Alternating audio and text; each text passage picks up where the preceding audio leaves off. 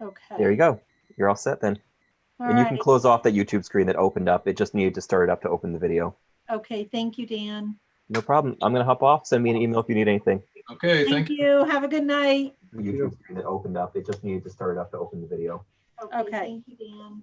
No All problem. right, we all set? Send me an email if you need anything. Okay, thank you. Thanks. All right, thank you. Good evening, everybody. Hello. Wait, we need to mute the YouTube stuff. All right. I'm sorry, say again, everybody. The YouTube is, you can hear that over all of the, Okay. Hang on. It's echoing back through. I don't think anybody's using the YouTube side. you can hear that over. There we go. Okay. There you go. Let's see, Allison, for purposes of a roll call, I think we have everybody except Bruce McDonald. So everybody else is present. And we also have Mary Knox joining us from Parks and Rec. A couple of quick items before we talk to Mary. It's the questions we have for Mary. Can I get a motion to approve the minutes of the meeting of May 26th? So moved. Second. Motion by Frank, second by Richard. All in favor? Aye. Any opposed? Any abstentions? Okay, motion is passed. And can I get a motion for the approval of the meeting of the 9th of June, which was the tour of the school? So moved. Moved by Frank. Second. Get minutes for those? That's the minutes of June 9th, which was our tour of the school. Allison did a great job of trying to summarize our thoughts as we walked around the building, which was, I'm sure, a challenge. All right, did we have a second, Richard? Yes. Okay, all in favor? Aye. Thank you. Any I opposed? received the minutes. They should be on the our website, and they should be on on the webpage. Okay, well, I'm abstaining since I wasn't there. All right, who's that, please? Loretta. Okay, thank you. Do you want to hold off approving until you get a chance to see him, Kevin? Everyone else can approve them. That's fine. Okay. I can abstain, I guess. All right, so we have 2 abstentions on that, Allison.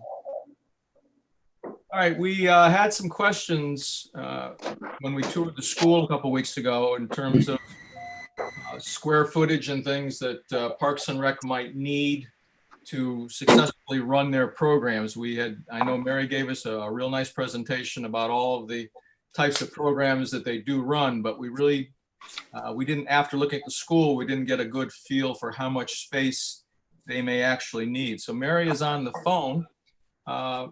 So Mary, I just, as a quick catch up for you, we did take a tour of the school and got an idea of what the layout for some of us who hadn't seen the school in a good number of years. And one of the things we were wondering about, and obviously anybody who's got questions, we'll try to get them all in. But one of the things we were wondering about, the school is, I think we said 58,000 square feet as it stands right now. No basement, everything on the first floor.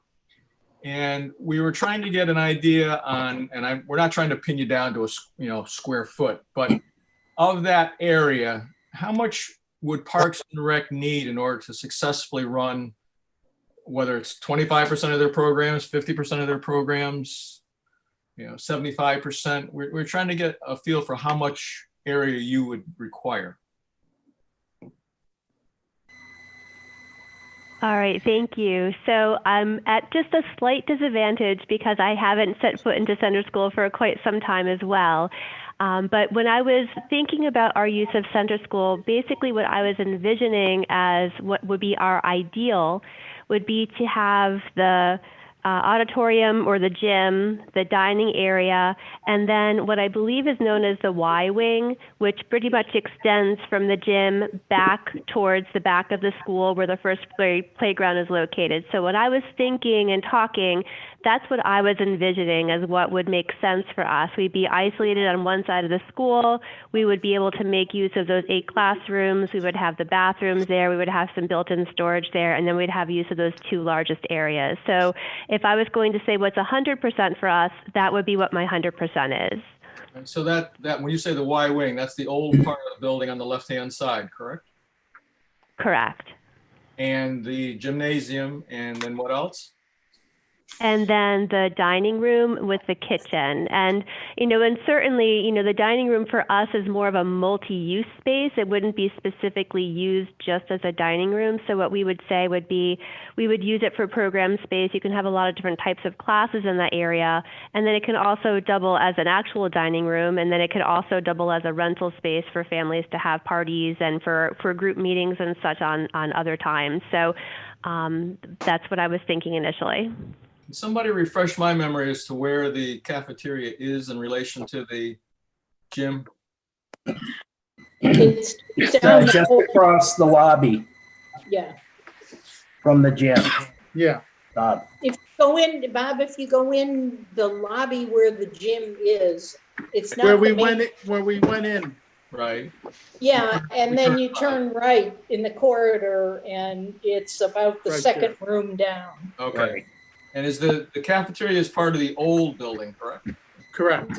Yes.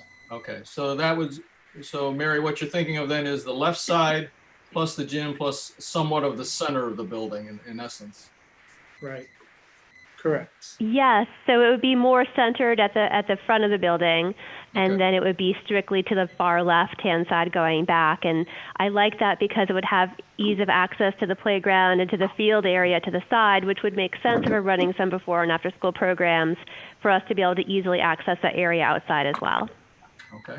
All right. Other questions? I know we had a few questions from Mary. So anybody else who had questions about the park and rec use, now's the time. Hi, Mary, it's Yvonne. I just have a question about transportation for after-school programs. Right now, can you just refresh my memory on are you hosting programs in the schools where the students are attending, or they already have to be transported to a different school for an after-school program? Right now, we are currently holding programs at the same school where children are attending.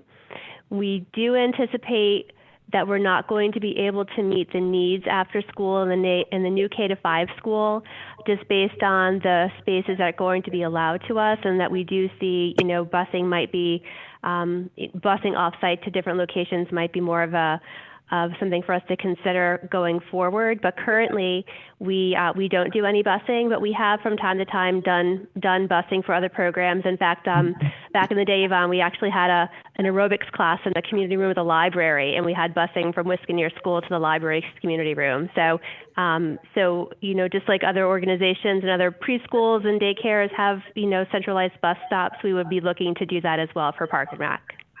Okay, Kevin, are you able to sort of calculate the square footage that Mary's talking about? Yes. Not right now, but I can. Okay. I thought he was going to rattle it right off. Not just magically by looking at it. Thank you. I thought for sure he was going to just tell us exactly how much it was. I have a question for Mary. Sure, go ahead, Frank. Mary, how many of your programs generate income? In other words, are you charging for some or all of your programs? So our programs run on a self-sustaining fund, which means that they're supposed to pay for themselves all the expenses associated with the programs. So currently, almost all of our programs do have a fee attached to them. We do offer, a few different free programs and special events throughout the year, but almost all are fee-based. Mm-hmm. Okay, thank you. Other questions? This is Loretta. What percentage of your programs are outdoors and what percentage are requiring indoor space exclusively? During COVID or not during COVID, Loretta? Not So- during COVID. Yeah, during normal circumstances. So thank you. Typically most of our programming is indoors. As we can all appreciate, living in Connecticut, our outdoor season is very short. And so we do run, summertime programs outdoors, but typically most of our programs do meet indoors. Do you run any type of summer camps or anything like that for kids during the weeks that school is closed? We do, and typically we use Huckleberry Hill School. In fact, our camp starts on Monday. If I can just put in a plug for that when I have you all.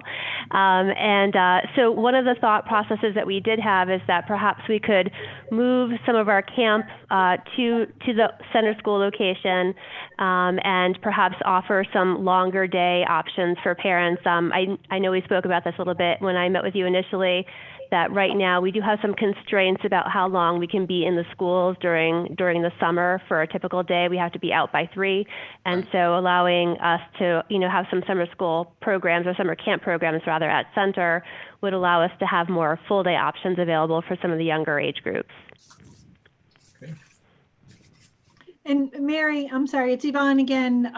Just to, a refresher, I know you did speak about this, that you needed to be out by 3, and is that because of the custodial needs? Correct. Okay. And so it wouldn't be an issue of paying them extra time. They actually need all of that time to clean the school, right? Yvonne, I wouldn't venture a guess, because we've not ever been offered the option of paying overtime for custodial. So nor have we asked that question, in fairness. Once you start adding on custodial costs and overtime hours, your program fees skyrocket pretty quickly. And so I think I don't even know if we would go down that road if it was an option, depending on what the additional cost would be. But we have not ever had that discussion. And it's Betsy. Mary, the Friends use Center School for about a 2-week period to run their book sale. And the custodians are there till 5 on weekdays. And because we're not, we're sorting books in the gym, but they've never had any problem nor charged us out on weekdays for anything outside of the 9 to 5 time period, or inside the 9 to 5 time period. Are they're having to clean up after your programs, or? We do definitely get some custodial support. We typically have 75 kids using the classrooms, and so we do definitely take some custodial time away during the summer months. I can't speak to what happens at Huckleberry versus Center versus Wisconsin versus the high school. I'm sure that all the schools have their own individual cleaning schedules, Yes. and without Dan Caldwell here to speak on my behalf, I wouldn't want to venture, why things might be different in one school or another. I wouldn't be a bit surprised if it was just they wanted to maintain a regular schedule, and they probably start before 7 and they want to be done with their day. I would imagine that might be a part of it. That's just a guess. All right, other questions for Mary? Mary, how would you feel about shared spaces? Like if your classroom, what could be your classroom space? Would you allow scouts or other groups who want meeting space to meet in rooms that are under your use? The classrooms, but then also the kitchen, even on say a daily basis, if that's shared with whoever else occupies the building. Kitchen and cafeteria.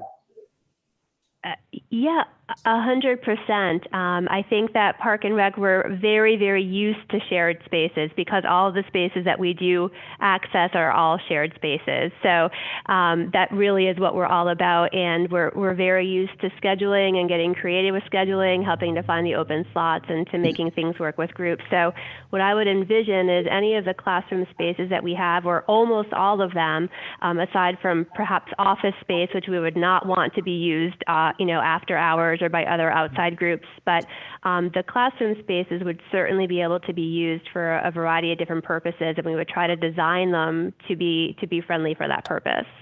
Okay. If you were to occupy part of that building, and obviously you would have supervision and control that part of the building, how would that fit into your budget in terms of being able to put somebody in that building, or would you put somebody in the building full time? Because right now most of your programs are outsourced. So would you be putting somebody in that building, from 9 to 5 or 9 to 6, whatever the case may be? So what I would envision would be us trying to have our office space in the same location where most of the programs are taking place. I think that if there are any, things on our wish list right now, is that because we do have our programs being offered all throughout town, that we do rely a lot on the school and faculty of the different schools to help us with the after-school programs in terms of making sure that the kids, get to the right places and things. And so I would really welcome the chance for our department to take on some of that responsibility and to be in the same location and to have actual oversight over the programs in the same physical location where they're taking place.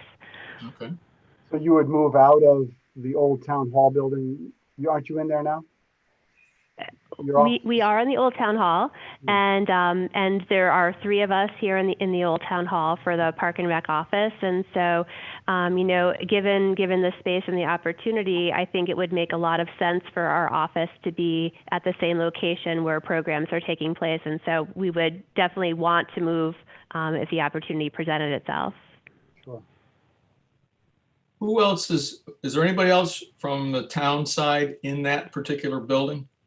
In the old town hall?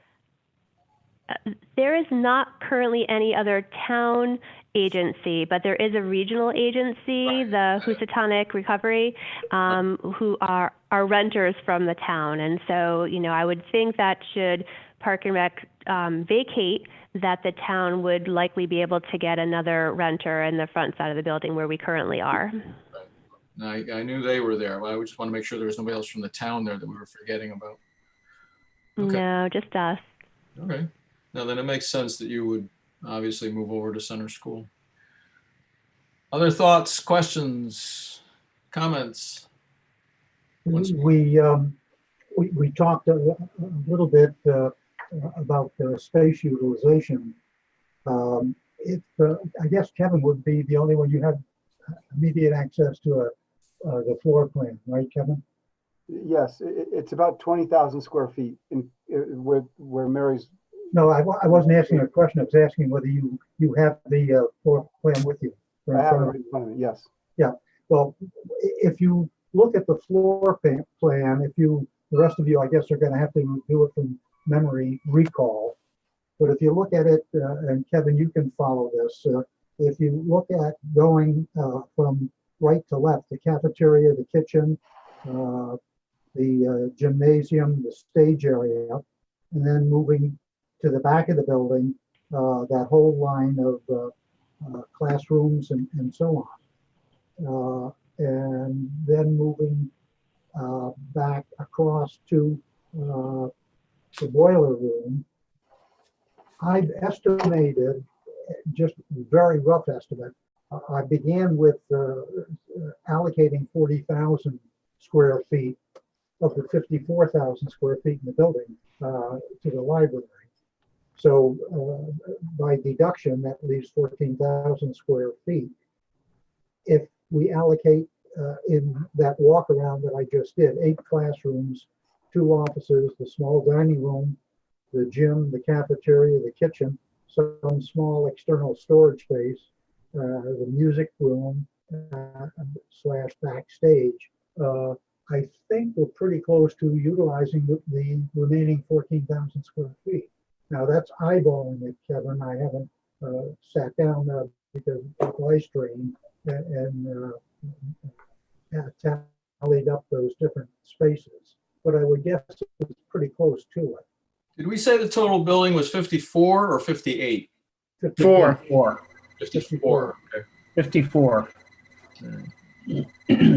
Kevin, can you eyeball that square footage?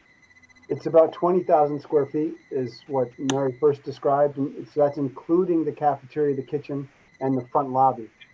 That's correct. So if those are kind of lopped off as shared space or building, general tenant space,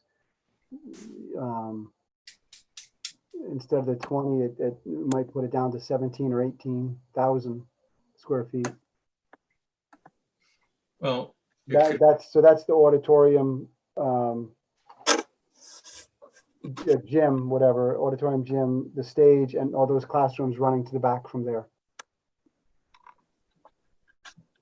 So depending on how it was The configured. allocation for the library could be, I don't think it would be optimum, but it could be 35,000 square feet. I would argue that 40,000 is a better allocation, looking at the American Library Association standard for a town our size. 40,000 is what they would recommend. So again, we're playing with, so to say, 14,000 square feet. And I think Parks and Recs would very, very adequately fit into that space. There may be a bit left over, and that's fine. We can move the, Mary, what's that rent-paying people that cohabitate with you currently? Hurrah. Huh? It's the The name of the people? Yeah, it's Housatonic Recovery Authority. HRA. Yeah. You could very easily fit them in that building. Also, if there is some excess space, they take up basically 2 offices, or the equivalent of 2 offices. Well, they're renting from the town, so there'd probably be no reason to move them over to center school. Well, unless somebody came up with what to do with a 1,500 square foot building. Well, yeah, I mean, unless we had a, In other words, if that building were vacated totally by HRA and by Parks and Recs, the building then sits empty, and then maybe the town could use a 1,500 square foot facility. it's I mean, that possible. would be happy. Yeah. I mean, the same thing, the same issue is going to arise with the library. If we decide that this is a fit for the new library, then we have to figure out what to do with the old library, which I'm sure we've all got thoughts on that one too.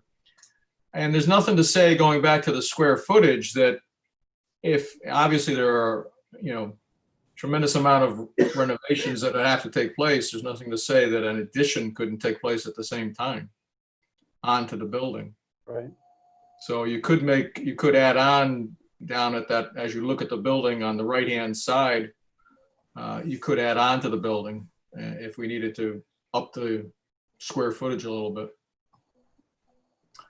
Also, I was just thinking myself, and this is certainly not under, my purview necessarily, but, the courtyard spaces that exist, you could theoretically also extend some of those spaces into the courtyards and reduce the size of those too, to gain some other space. Mm-hmm. Oh, I'm sure there's a multitude of possibilities as far as the space itself. And I know Yvonne's got some comments for us in the next phase or next step as far as square footage for the library, which we'll get into in a second. Any other questions for Mary while we have her on the phone? I can comment on the courtyard, the one that is right inside of the area next to the area Mary's describing is 6,400 square feet. So What? It's 6,400 square feet. Is that courtyard to the west side? Yeah. Uh-huh. Yeah. So even if you took half of it, you're getting to the numbers that the 40,000 and the 18,000 that Parks and Rec sounds like they would like to have. You may have to fight Yvonne for that courtyard. I don't know. I know she likes courtyards. Yeah. I do like courtyards. Mary, you're welcome. We thank you, first of all, and you're also welcome to stay and listen a little bit if you'd like, because I know Yvonne's got some comments and some observations about the library square footage. So if you might want to stay on and just and see what she's got to say in case we want to bounce one thing off of another. So I'll leave that up to you. Certainly, I would just want to thank everybody for your time. I appreciate the opportunity, and I will put myself on mute and enjoy the rest of the meeting from here. Thank you so much. I'll feel free to chime in if you'd like. So. Okay, thank you. Before we move into a general discussion about the square footage, Yvonne had done some work on the library's needs in terms of the fact that there is no basement in this building, and part of the basement is was planned to be used in the new library plan, if I have it correct. So Yvonne, why don't I let you explain that to everybody, and we'll go from there. Thank you, Bob. So at center school with no basement, the square footage that we originally talked about of 35,000 square feet was library usable space. And on our floor plan, which I can send along to you, there was 5,000 square feet of unfinished basement space, which we intended to use as storage, and the Friends of the Library would also be able to use as storage, much needed storage. Right now, I think when they came to present, they talked about the 2 trailers that they operate out of, which are rented trailers at expense to them. And so the 5,000 square feet of unfinished basement space was not part of the 35,000 square feet that was presented when I gave the library presentation. So as Frank was saying earlier, 40,000 square feet is a more accurate number when you're factoring in the need for storage space. So the plans state a need. The 40,000 square feet would reflect the storage space? Right. Yeah, so originally we've done multiple space needs studies, and ideally it's 44,000 square feet, but 40,000 square feet would be 35,000 square feet, which when you apply the factor of construction cost, really, the idea was to try and keep that figure to something that was reasonable. And so 35,000 square feet would be library operation space plus unfinished basement storage of 5,000. So for a total of 40,000. Or unfinished. Excuse me, it doesn't necessarily have to be basement space per se. Correct. Unfinished space or just storage space. Right. Just storage space. The point was that when we talked about the space needs, I was presenting the former plan that we had, which included a basement of 5,000 square feet of unfinished space, which was factored in, but not part of the 35,000 square feet. Right. If center school were to become the library space, the fact that it doesn't have a basement, we now have to figure out, would we be able to manage with storage? So what kind of storage space would we need on a first floor? I don't care if it's basement or if it's main floor, but the point is it's 35,000 square foot of operational library space plus some need for storage of about 5,000 square feet. Right. So if we do that on all one floor, that's okay with me. I mean, I don't think that's an issue if it's all on one floor. It would actually become easier. And it would also eliminate the cost of needing an elevator. Yes, so exactly what I was thinking, Yvonne. It's Loretta. So, but just the main point to get across was the 35,000 square feet is library operation space. If there were to be no basement storage, we would have to increase that number to 40,000. That's the point. So given the what Mary was saying in terms of the gymnasium, the wing down the left-hand side, and the cafeteria, which is, and I apologize, I'm having a hard time picturing it. To me, I know it's off to the right-hand side, but it kind of breaks up her wing, if you will. How does if the rest of the space was made usable, do you feel, and this is a big question, could that be renovated into usable library space, those classrooms and that part of the building on the right-hand side? And I realize that's a loaded question. I think this is Loretta. I think that's more a question for Kevin. I mean, he's the one who understands whether or not you can move walls. Well, Kevin said we can move anything. Oh, really? Well, that's cost money. Yeah, I look at it as it's a ranch house, and some of it has interior bearing walls, which is the west side, which is the older side. The east side has some interior bearing walls and some structural steel, but the other walls are just walls, so they can come out at any time. The walls where there are bearing walls, if you want to take them out, you have to put beams and posts and footings in. which is all one-story work. It's not, no cranes, nothing enormous. Where you run into steel, to move steel, that's going to cost some money. So it would be nice to kind of jockey around those and not touch the steel in the new floor plan. But you can move some of the steel, and I kind of look at this as you're buying a foundation, a floor slab, and a roof, and you're getting that, not buying, but that's what you're getting, and the rest is going to be moved and opened. And in Mary's use, many of the classrooms can stay because that's what they do. The library, the classrooms have to go because they need open space. Some classrooms would stay, meeting rooms and things, but they would open up, and it's doable. It's all doable. Yeah, this is Loretta. I keep on thinking about the kinds of program space. So far as square footage and occupancy rates. And, when I think of what we have in the basement of the library now, and how it's sometimes too big and sometimes too small, and on rare occasion just right. So in other words, thinking of the films that we show, we know that we could fill that room probably twice with the number of people who want to come to some of the movies.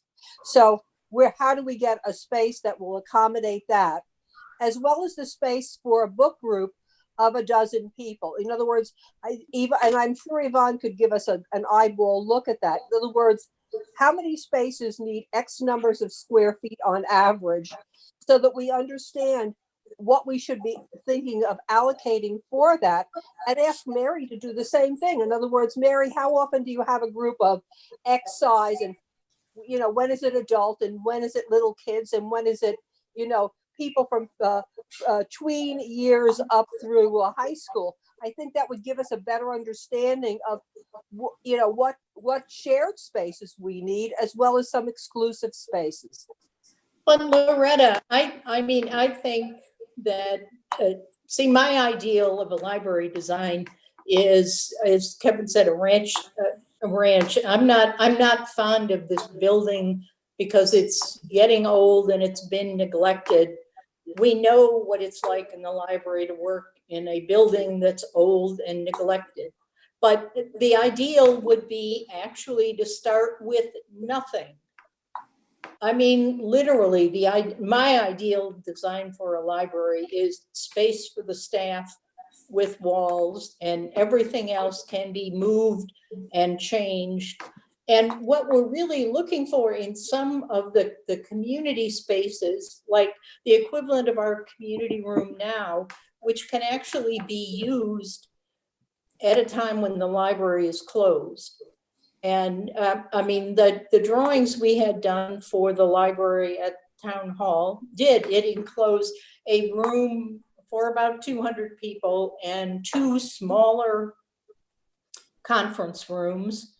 And all of those were accessible either through the library itself or through the outside when people were using them during the time when the library was not open. And so somehow that needs to be brought in. And it's nice to say this is what we need now, but we have to look at the library. We figure we're going to be in there 40 or 50 years again before anything happens. And so we can't just say this is what we need now, because if we look at what the library was the current library was when it was first opened, it's very different. It's used very differently. And I think we need to preserve that flexibility in the design.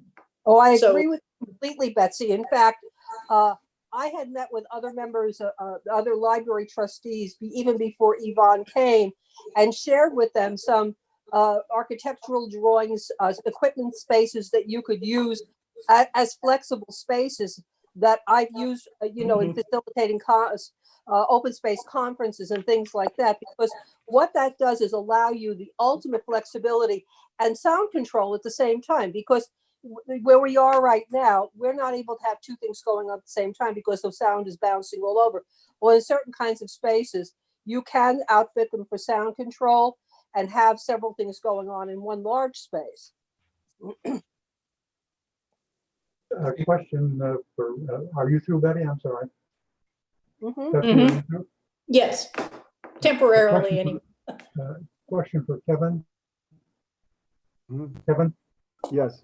the I agree with you that if the library were to use the newer space, so to say, on the right-hand side, that would be basically a pretty straightforward gutting job. The outer wall and in some cases pre-existing steel girders.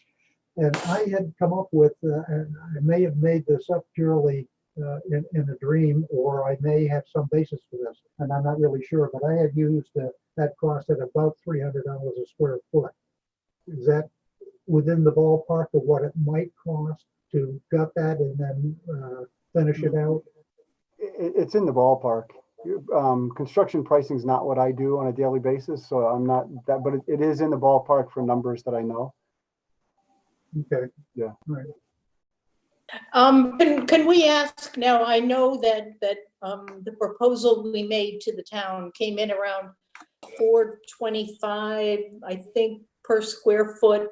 Yes. But that was intended also to cover all of the fit and fixtures that go into the building, not just the construction, but everything that goes into the building after that. Yes. And so we need to make sure whatever kind of estimates we're talking about are the way that will include everything for the library. I don't think we would be able to get a good estimate on any renovation until we had, the experts come in and take a look at that building and really assess it. Because one thing that sticks with me is something that Yvonne said, you're starting with 100-year-old building that you want to extend the life for another 40 to 50 years. And what is it going to be able to, no matter what you do to it, is it going to be able to withstand and last that long? And that's just something that sticks in my mind. And I don't take it as an original thought by any means, but I'm sure we've all thought about it to some extent. We're starting with a very old building, and we're going to keep the roof, and we're going to keep the foundation and the outside walls and ask it to go another 40 or 50 years. Tough request. The number one thing to save a building is the structure. If the structure is adequate, it can last forever. And you can look at Rome for things like that. So if it's got a concrete foundation and roof trusses that are adequate, which this building appears to have, structurally, as you maintain it, it will go on and on. You need to replace the plumbing, the heating systems, electrical, which we know this building needs. So this building needs to be gutted and updated, which is why the school doesn't want to do it. That's why they want to get out. But anybody else that wants to go in here and upgrade those things, the bones are I don't know exactly, but my gut feeling is the bones are adequate, especially on the east side. The west side is very similar construction. It's just there's no steel, so there's bearing walls. So it wouldn't scare me in the least to move into this building or to use this building. That's good. The east side is the old side? East side is the new side. New. The 1995 side. Okay. Seems to me, I can share my screen if I think I can share the screen if it helps to look at the pictures. I don't know if I can share. I have two screens. I don't know if Yvonne, do we have to make him a host to do that? I don't know. We can try. Kevin, do you have the share screen button on the bottom of your I screen? do. I just clicked on it. It says it's disabled. Oh, okay. Hang on. Let me see if I can. what were you going to do, Kevin? Put up If you want to look at the floor plan, I have the structural floor plan of the east side up. I can get the west side up also. And I have the architectural floor plan. Can you? There it is. Okay, try it now, Kevin. Well, Frank is, Oh, he's Frank is holding it there. up. Oh, Frank's holding it up, yeah. Except we now have the blank corner rather than the. Right.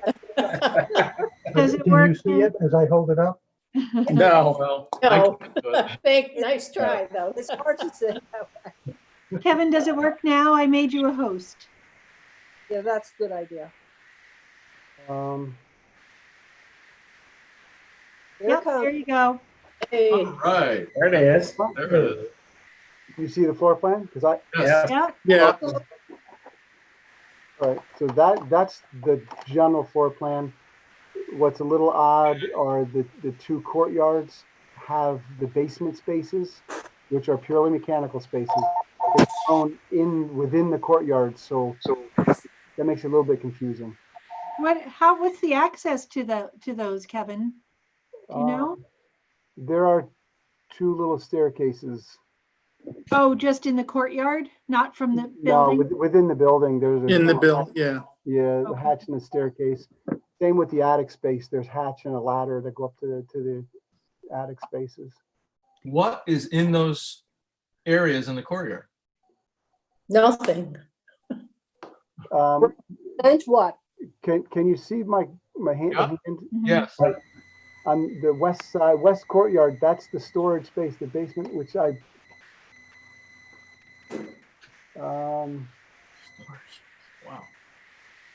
it says it's crawl space and storage. Okay. I never knew that was there. Yeah, I think it's in this area. I don't know exactly where it is underneath there. I'd have to. Mhm.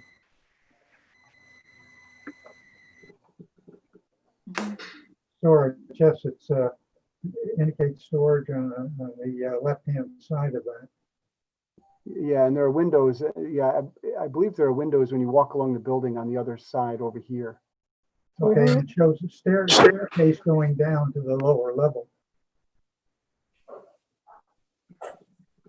Yeah, I don't know exactly where that is. It says there's one right in the courtyard. Where it says lower level, look to the left of that. It looks like the stairs are there. Yeah, I mean, can you shift over to the other side there? I want to look at the courtyard for the other building.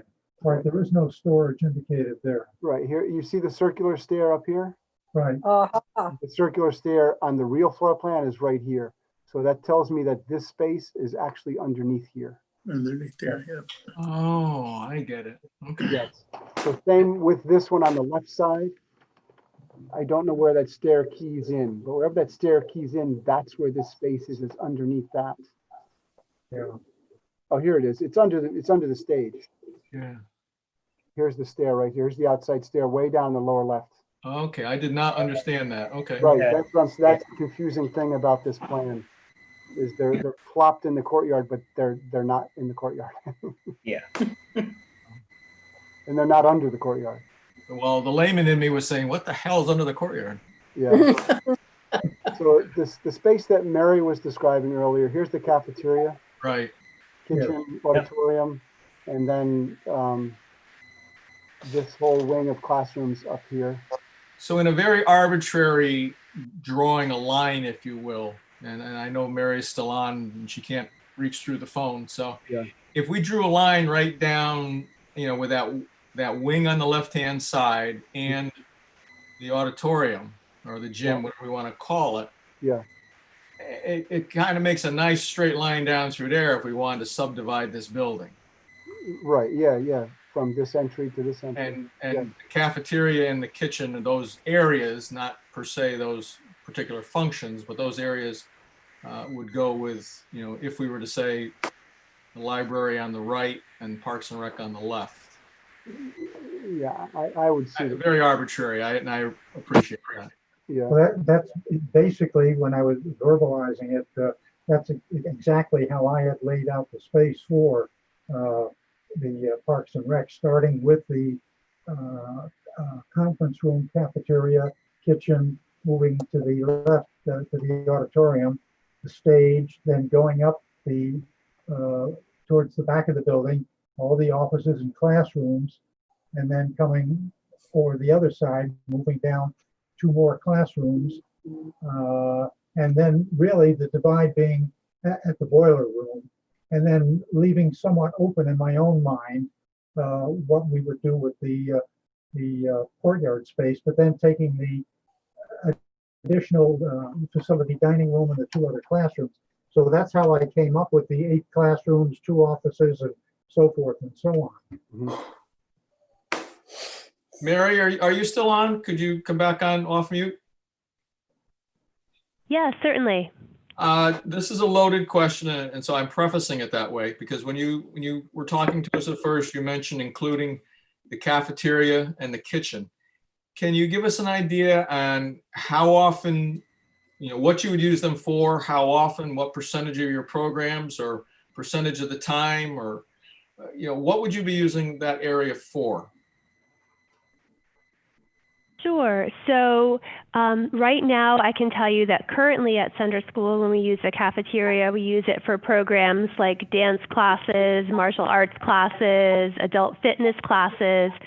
So anytime that we need a larger space, similar to what a gym would hold for us, the cafeteria is another go-to space for that purpose. So we would definitely be using it for some of those larger types of classes or classes that need more movement space.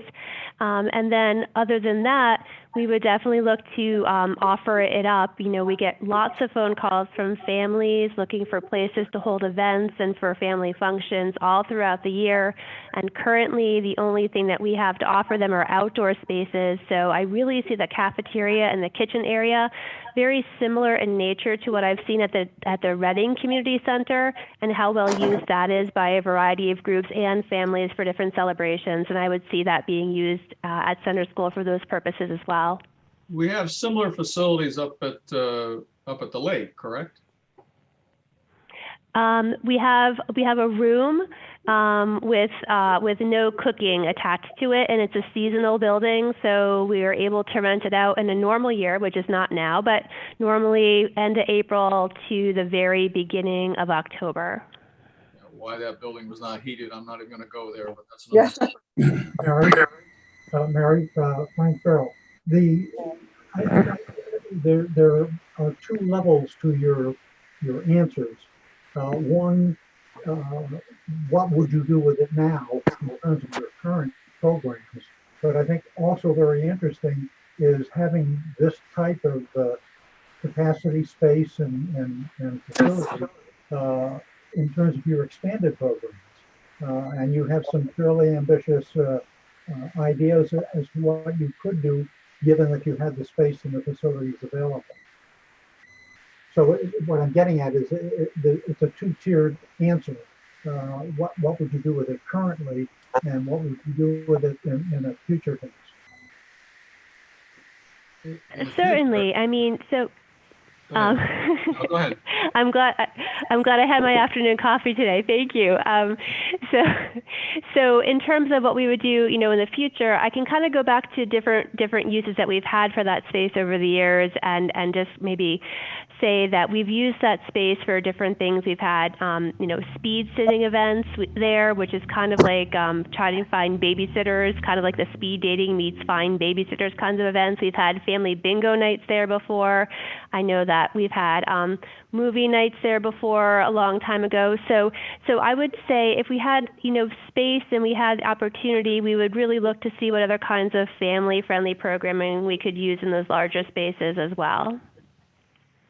But the cafeteria would be an additional space for that purpose, because if you have the gym, you've obviously got that. For anything that would fit in the cafeteria would fit in the gym.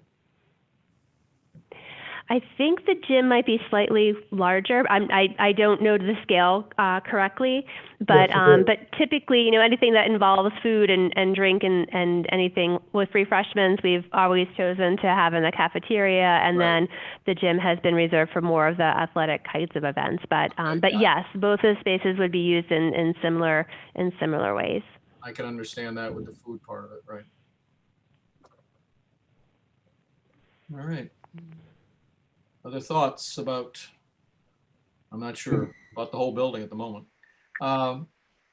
Looking at the plan, I must admit the cafeteria falls in a better spot than I really anticipated. I thought it was further to the left. I think I was mixing it up with the media center, which is over quite a bit to the right.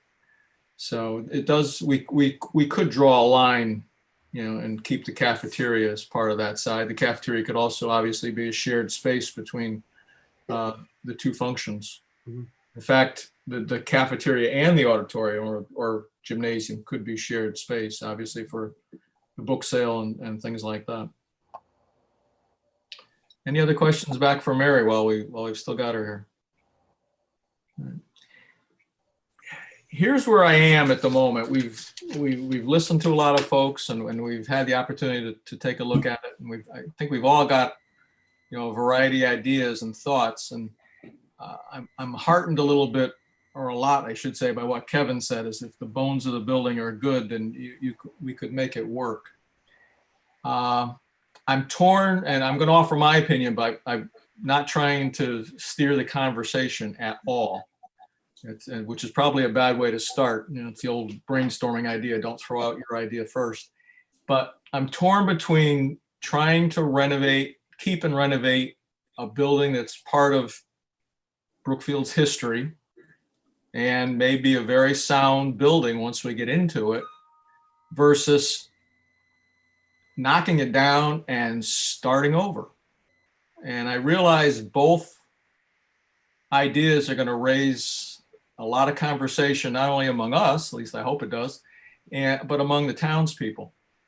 So I'm torn right now, whether we try to renovate it or we tear it down and start over. And that's as honest as I can be with all of you at the moment. Can I speak to that, Bob? Absolutely, please do. I think we need to, all of us, step back a little bit and be brutally pragmatic. Whatever we propose in terms of the use of that building has to recognize that the ability and the willingness of the town and the taxpayers to spend money is going to be a real constraint. We talked about the library. I think some of you may know, I've been involved in libraries for probably the better part of 50 years. Served on a commission, blue ribbon panel for the School of Library Science at the University of New York. So I have an enormous feel for libraries, but the point being that I don't think at this particular point in time, given the economy, given the tax base and so forth and so on, that we're going to be able to build, whether it's using the center school or using another piece of property. I don't think we're going to be able to fund the library that will last the next 45 or 50 years. Simply, I don't think it's going to happen.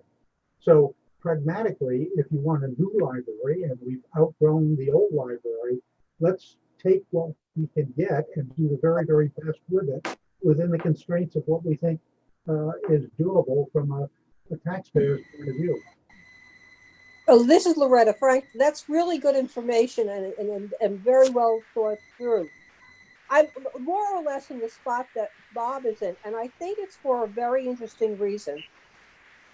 I believe that our residents don't deal well with ambiguity, and for good reason. Over time, they necessarily haven't gotten the specifics because of the way our town charter is written, the habits that we've had in various administrations or commissions. And so I'm always concerned with what can we give them that is clear and succinct and understandable so that they cannot come back to us and say, but you told me.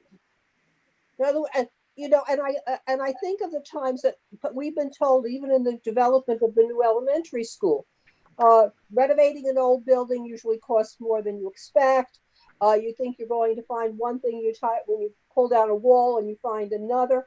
So how do we actually deal with the fact that there are some unknowns and still be as open and clear as we possibly can about the two scenarios? In other words, we won't have a preferred one when we end, but I think we always have to say, looking at the alternative, this is what this might play out like as well.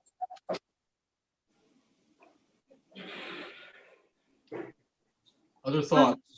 Can I just jump in on what Frank was saying about the timing and the sort of appetite of the community for a large capital project? Just a reminder that the building is going to remain center school until 2022 spring semester, and the new Huckleberry School is not scheduled for being occupied until the fall of 2022. And so any capital project that takes place, whether it's on center school or anywhere else in town, is no capital project will likely get funding until the ultimate costs and actual costs are known for the school, which will be when it goes to bonding. That's correct, right, Betsy? When it goes to bonding, which would be after it's completed being built. So I think we are projecting into the future for whatever we come up with as an option to recommend. We're not asking for it for today because it's still in use as a school. So it is hard to project what the economy will look like 3 years from now or 5 years from now. But just to remind everybody what the time frame is for when it actually will become vacant.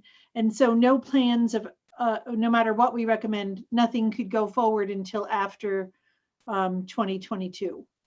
I think no matter what we recommend, whether it's a complete renovation of the building or a raising of the building and starting over, it's going to be a large expenditure. It's going to raise a great deal of conversation on both sides. Mm-hmm.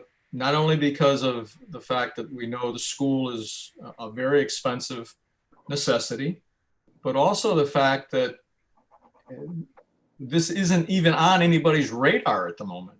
There are other, it's not even on the capital plan. You know, well, actually the library is on the library. The library itself is, and if we decide this was going to be a library, yes, the library is. But I'm not sure also where the police department falls in that list of things either. If it's before or ahead.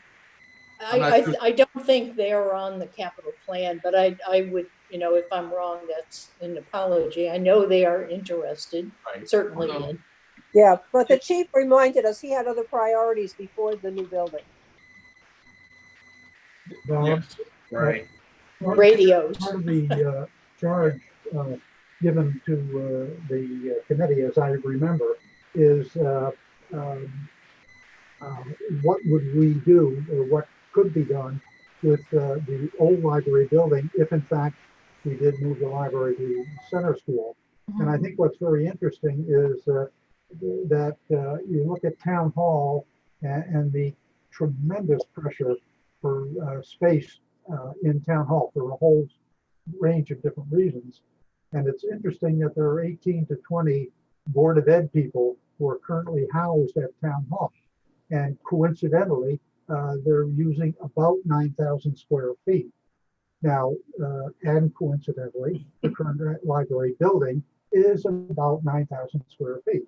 I think if we begin to put this together as a proposal to the selectmen, that we would be well advised to put together a package that has a lot of sweet nuggets in it. And if you could say that part of this proposal is that we would make that 9,000 square feet available at town hall for other uses, we would have utilization of the vacated library, making that the new home for the central office for the school district. And that's basically open space now as it is. So the renovation of that space wouldn't be astronomically expensive. And then the other smaller piece of that is if we house the environmental people in with the Parks and Recs as they're now housed, we have another building that we can make available to the town, 1,500 square feet. So again, there's going to be, I think, an awful lot of selling and salesmanship involved in putting our proposal before the selectmen, recognizing, as I said, the economic circumstance and the competition, always the competition for very limited taxpayer dollars. Well, I mean, throughout the process in proposing a new library before, that was always the second question after how much does it cost? What do we do with the old building? And We always said, well, it's not our decision from the library at all, because it's a town building, but we've got some ideas. Moving the school administration down there was one. Actually giving it to Parks and Rec for space for programs and offices, without knowing what they might think that they would need for space. We also talked, Bruce McDonald talked about taking Center School and making it commercial property. Actually, the library building would be not a bad place for the town to sell that property and turn it into something, a light commercial use. Lawyers, CPAs, some medical facilities that don't have an awful lot of people coming in and out of the building might actually work. And in fact, we actually had interest from a company in the community who said, oh, if you move out, can we rent it? So, there are probably more commercial possibilities for the library building than Bruce was able to find for Center School. But again, those were things that we, said anytime anybody asked what happens to the old building, and always, it's not our decision. The library can't decide what happens to that building any more than Parks and Rec, if they move out of the old town hall, can determine what happens with that building. Can I That's can I ask? Go ahead. Can I just ask if Eve, are you still on? I don't know if Eve can hear us, but I was just wondering, since she worked on the new school building. Oh, yeah. I don't know, Eve, if you can hear us, but yeah, I finally got one. my question was just, we were just talking about the issue of when the library had our referendum, we kept getting asked what were we going to do with the library building. Do you remember, or can you talk about how that was handled with the new school project, about what was to be done with Center School? Yes, actually I can. When we voted on hiring Tecton and going forward with the whole project, we just said that we were going to give it back to the town for the town to determine what they wanted to do with it. And that quieted people, because it didn't seem to work when we said that. Yeah, it did. It went over quite well. Sorry. Yeah, no, we didn't have an issue with that. Thank you. Bob, Sure. I've talked to a couple of friends, for want of a better term, who are in the construction business. One is a very, very major player in the area, and talked about the commercial viability of that building. And the long and the short of it was, no, it doesn't have any commercial viability. You talking about Center School or the library? I'm talking about the Center School. Okay, yeah. Anybody looking at that for commercial use would be looking at a tear down and a new building type of thing. Just it would make no sense for a commercial enterprise to go in and attempt to renovate the building. Yeah, Bruce came up with the same conclusion. That's in the opinion of a major company in the area who. Bruce talked to the folks at Tower Realty and basically came up with the same conclusion, that there really wasn't a good commercial, it was not commercially viable. So, but I think I would agree with Betsy and you in terms of the current library. I think it's got more possibilities. And the fact that the square footage is almost identical to what the town school office is now, and the area that they take up there, I think that would be a very appetizing nugget, at least to the other folks in town hall. I'm not sure how the TSO would look at it, but that's a different story. Well, I mean, that's fine, but I think, no matter what recommendation is made about the use of the current library, I would hope that we would think of all of the departments and activities of our town before we start thinking about anybody else. And very honestly, we have quite a bit of commercial space, that office space in Brookfield that's not rented right now. So I think we'd be, dreaming a little bit if we thought anybody was going to beat a path to our door now. No, I think it's just, it's just another, idea that comes out. I'm not saying we move one direction or the other at the moment. I mean, personally, I think we should look at if we were to go in this direction, I think the town school office, it's a good fit, but it's not our decision. It's just our recommendation. That's all. Right. It's also putting commercial in there puts that property back on the tax roll. rolls. Yeah. And something to be said so for that. that's not to be No. overlooked. All right. I'm trying to, I think we've got, some good ideas on the table, and I'd like to get everybody's feel. Oh, one thing I did skip over for the moment. I'm looking back at the agenda. I think I copied all of you. We did get an email from Christina Cumberton indicating that the new library committee has voted that they would like to have Center School, or at least have that property. So their 2 cents to us is they are very interested in that piece of property, which I kind of think we were comfortable with from the beginning. So I think we knew that. I'm trying to get an idea on where we want to go at this point. If we're ready to start making some decisions, or at least preliminary decisions, and starting to formulate a report back to the first selectman.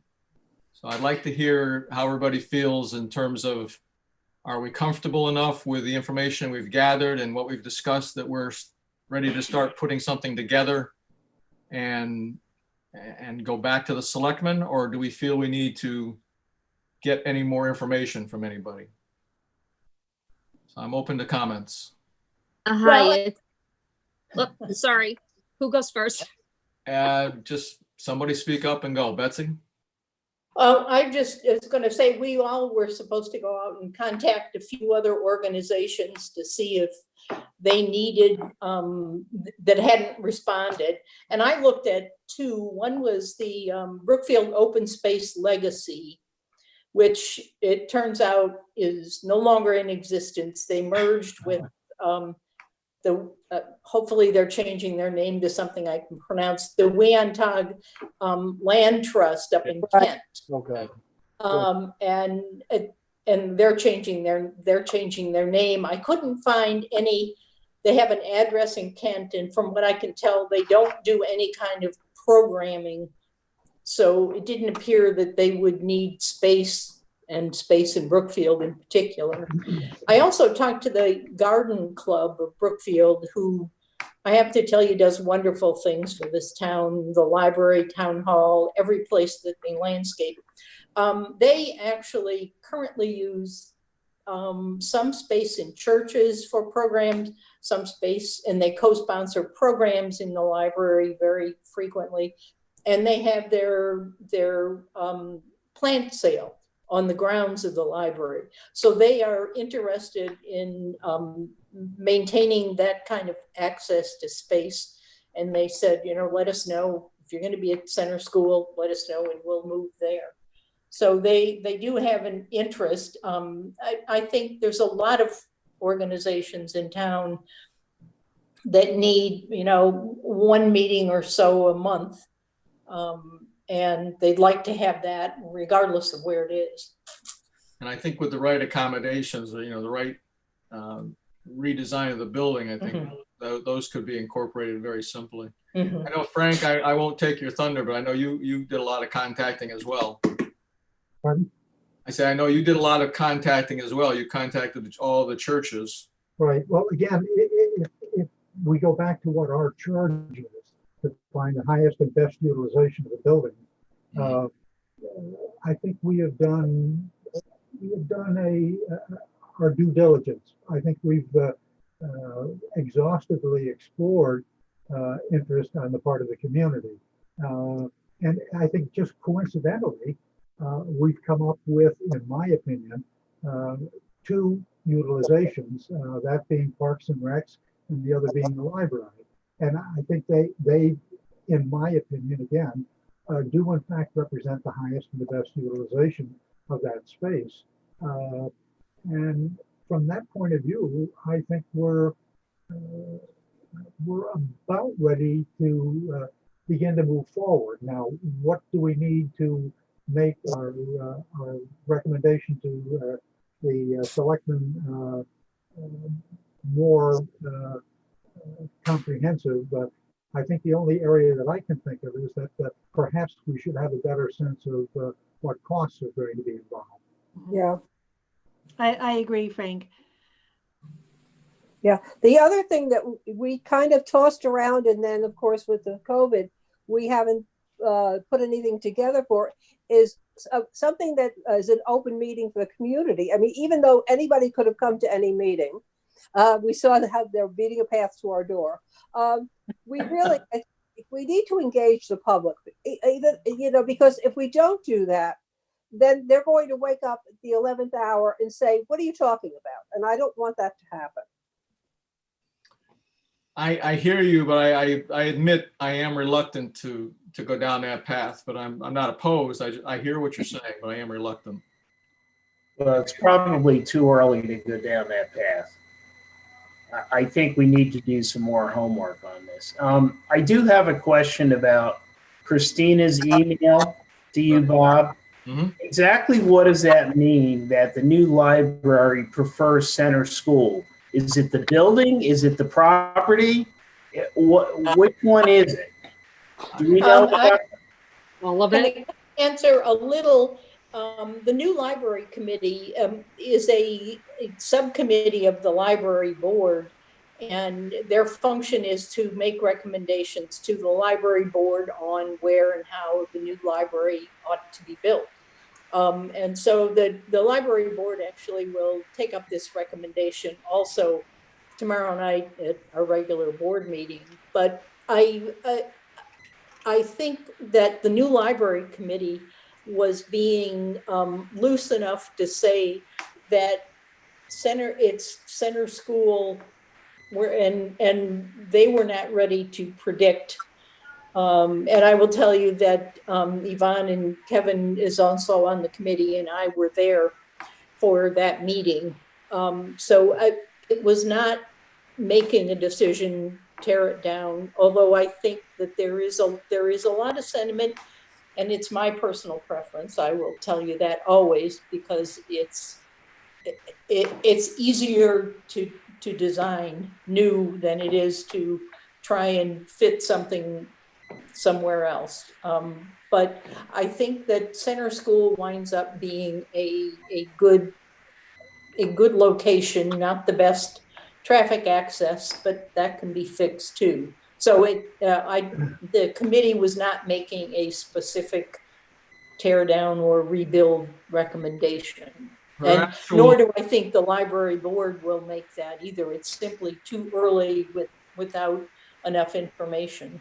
Her actual email just said that it's their preferred location for the new build library. It did not say or make a decision way whether they wanted to renovate or to start over again. They said it's their preferred location. So from that, I presume that they mean that's where they would like to be, whether it's a new building or a renovation of the existing building. That's correct, Bob. And for Don, it's there no further designs or thought can happen on the new library committee until a location is selected. That's the first step. So it's really a first step. Okay, thank you. Don, I'm interested when you said, we don't need to go down the path of a public hearing yet, that we had more homework to do. Did you have something else in mind that we need to do before that? Well, I think several people have said, we've got to come up with some kind of an estimate of costs if we're going to talk about renovation, how you split the building up. I think Frank's done a lot of good legwork, on this, and a lot of good points have been brought up, but I think we need to kind of put it all together and see what it looks like before I think we go to the board with it. You know, you just don't want to go to the board and say, yeah, we believe center school should be used for parks and recs and a library. That's not going to fly. We got to put a lot more work into it, a lot more detail. I think one other point that should be made, although I think we all know this, the community support for both Parks and Recs and their programs and the community support for the library has always been there. Funding issues aside, the community has always very highly valued those two operations. And I think we need to, frankly, try and trade on that too. Kevin, are you still on? Yes. Here, I would not know where to begin without having a detailed set of plans in how to get an estimate to renovate this building. What would be our steps to even try to get an approximate cost? You're really not going to get good pricing, accurate pricing, without having some kind of plans. You might be able to talk to a professional estimator and get ballpark pricing, like $300 a square foot or $350 a square foot, something like that is what they're going to be working with. There's no one's going to be able to pinpoint it until you have a plan. Not without a set of plans. That's what I'm afraid of. Right. Well, yeah. Well, the only thing we know, though, I mean, the schools are at about $450 dollars a square foot for their new building. The library was at $425. I know for the library that actually included all the fixtures inside and the furniture and everything else. I don't know for the schools, maybe Eve knows whether that's included. I'm sure it is. That was just sort of the gross cost for the building. Right, it was supposed to be included. Yeah, that's what I thought. Betsy, do you have a way of breaking out of the proposal for the library, how much of it was equipment and how much of it was actual construction, so we could get an idea of what just the construction cost was? Yes, I think it is on the last budget page. I'm not sure I could dig it out for you. I think I can. Let me see if I can. Yeah, it's obviously you would need all of the equipment anyway. So, I mean, I'm not quite sure but I'm trying to think how to make it palatable.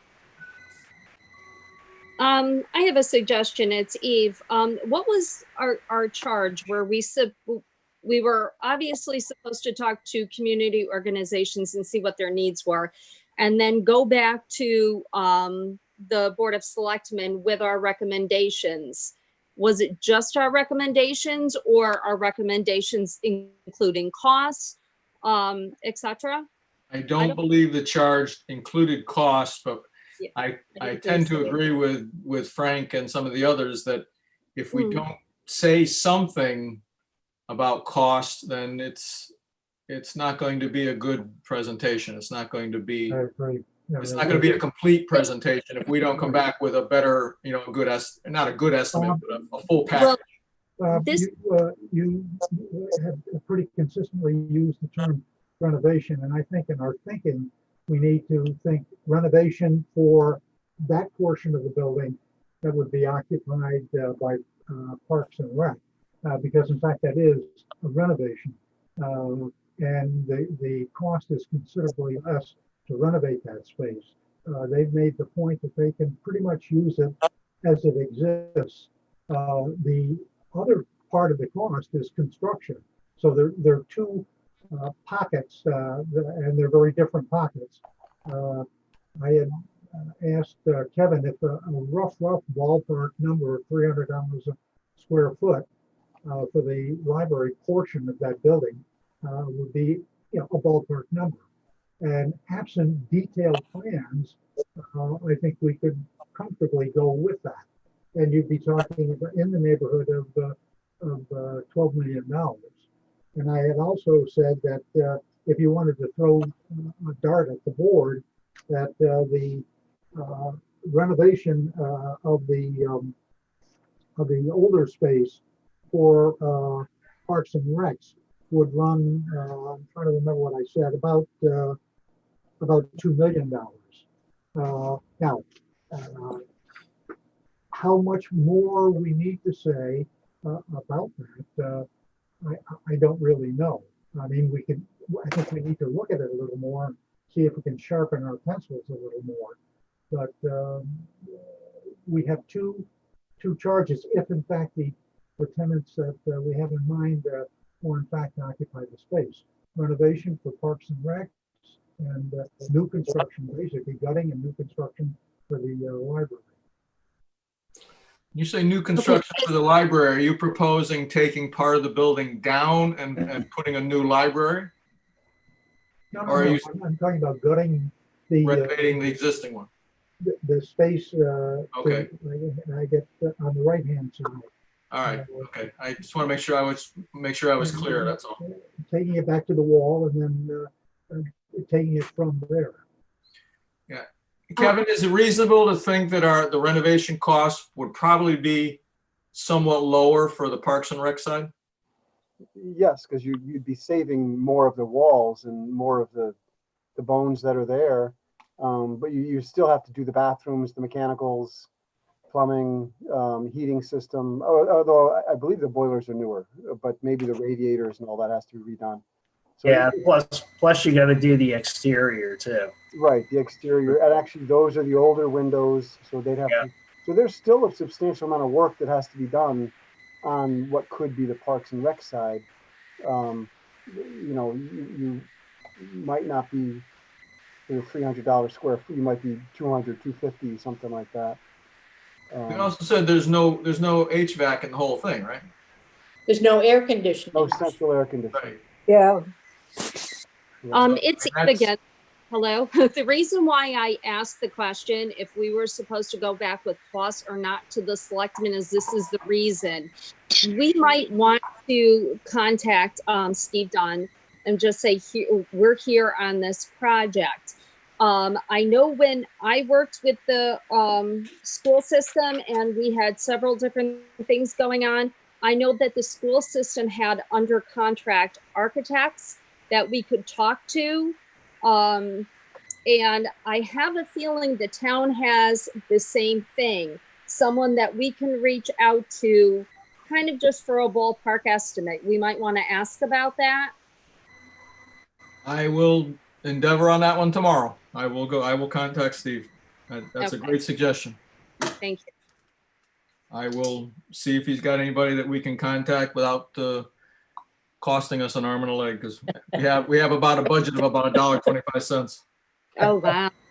One thing I was thinking is, I think that the Tecton had said it's $2 million to demo the building. I think it was what Tecton Architects had said. Yeah. If you save the building, you save that $2 million. And my gut feel was that the library budget was proposal last time was at $14.7 million to build the new building. Here, you might save $2 million by having a foundation and exterior walls and a roof in place. So kind of net savings by having the library go here as opposed to building the brand new building that was proposed 2 or 3 years ago is $4 million possible savings, just comparing those two buildings. And that's not considering, what Parks and Rec would do on what could be their side of the building. Well, like you were saying, I mean, or somebody was mentioning, no matter what you do, the whole exterior of the building is going to have to be rebuilt. All new windows, probably new siding, Yeah. new gutters. Yeah, I think the roof might be fairly good, but an awful lot of the building's got to be rebuilt no matter what. We saw exterior doors with water coming through them because there were towels at the base and things like that. So. Mm-hmm. Exactly. And as well as, reconfiguring parking spaces and things like that on the outside. Right. And do we want to, this is Yvonne, do we want to think about asking Tecton to come and meet with us so we can ask these questions? They've done the most sort of evaluation and analysis of the building. Or Kevin, do you feel like the information we already have from them is sufficient? Well, the only reason to talk to architects or builders or professional estimators is to get the pricing. and they're all gonna, no one's really gonna want to give you, they don't know, they can't do accurate numbers until you have drawings or designs or something. Right.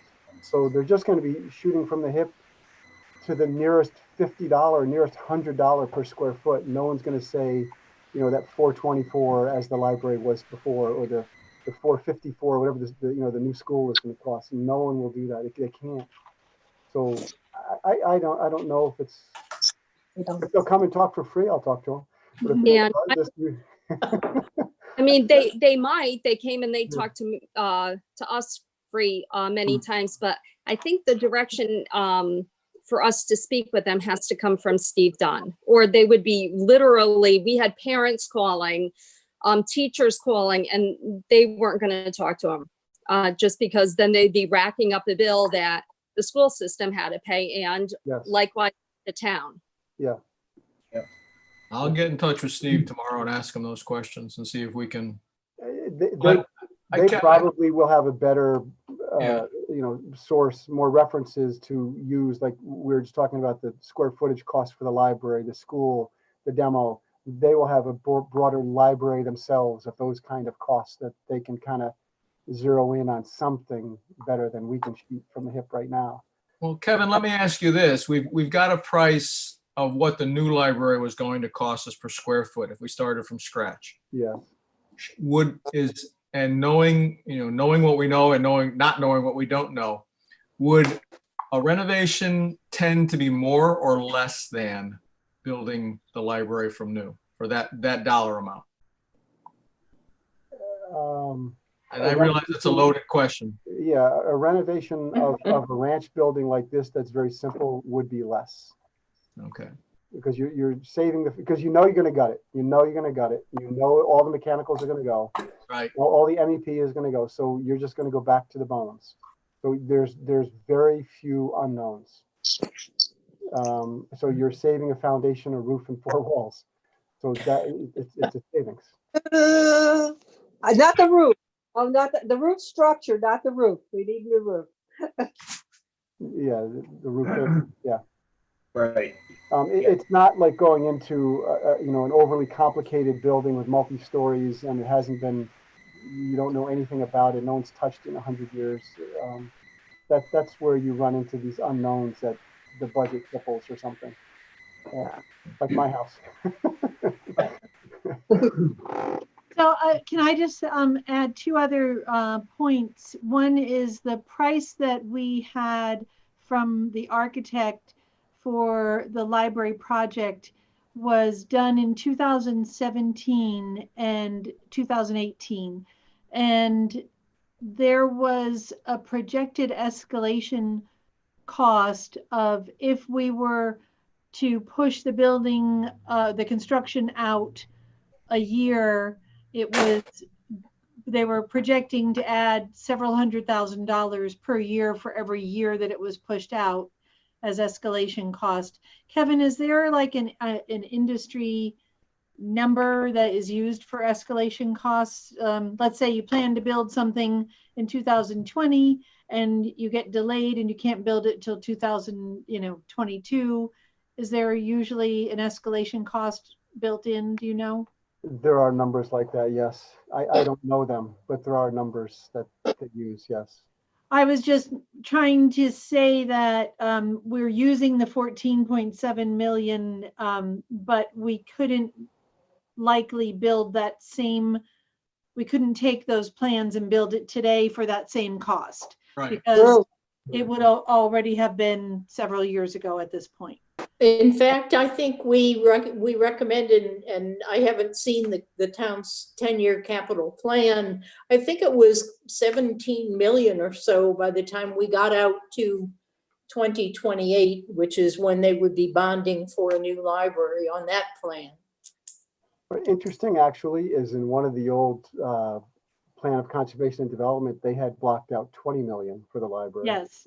Yes. 8 years ago. So Yeah. I think that it came in at 14 and got voted down. And actually the 14 was minus 2 million because we had an approved state grant for $1 million. Yeah. And fundraising committed for $1 million or pledged. Yeah. And And so really the cost to the town would have been 12.7 million. So the 14.7 was the actual cost. It wasn't the reduced cost taking the grant and the pledge out. That's correct. Right, Okay. yes.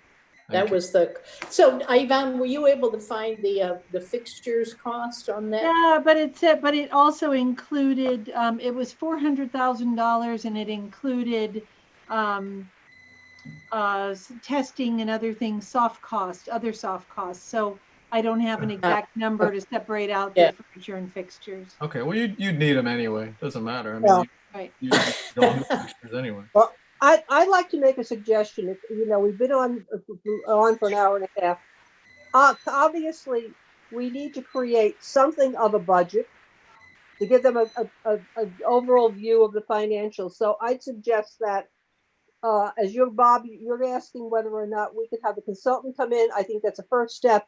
And then a few of you get together and work out, okay, here are estimated costs for what we project to do. That's number one. Number two, I think a couple of us, and I particularly would like to see Yvonne involved, sit down and say, here are the kinds of uses that people are asking for, and here are some ways in which we might be able to accommodate them in the building. So we've got the two parts, and then we could start to talk about getting together with the Board of Selectmen.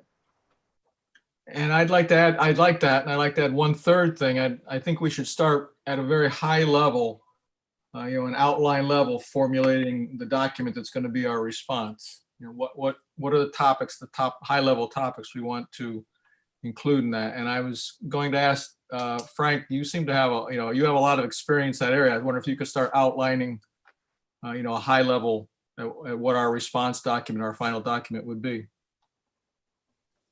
Yeah, fine. Because I know you did some nice work there already, and so if you could just start at the top level. What I'll do is I'll contact Steve, and then I'll get an email out to everybody with his responses, so we know where that is to start.